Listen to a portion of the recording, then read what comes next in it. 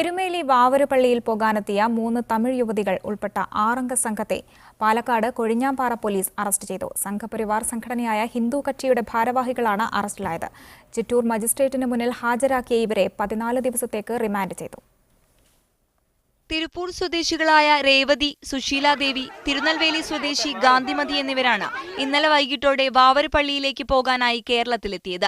വാവരുപള്ളിയിലെത്തുന്നത് സാമുദായിക സ്പർദ്ധയ്ക്ക് കാരണമാകുമെന്നും ക്രമസമാധാന പ്രശ്നമുണ്ടാകുമെന്നും ചൂണ്ടിക്കാട്ടി ഇവരുടെ വാഹനം ഉൾപ്പെടെ പോലീസ് കസ്റ്റഡിയിലെടുക്കുകയായിരുന്നു. പിന്നീട് ഇവരുടെ അറസ്റ്റ് രേഖപ്പെടുത്തി. കലാപമുണ്ടാക്കാൻ ശ്രമിച്ചു എന്ന കുറ്റമാണ് ഇവർക്കെതിരെ ചുമത്തിയിരിക്കുന്നത്. ഇവരോടൊപ്പമുണ്ടായിരുന്ന തിരുപ്പതി, മുരുകസ്വാമി, ഡ്രൈവർ സെന്തിൽകുമാർ എന്നിവരെയും അറസ്റ്റ് ചെയ്തു.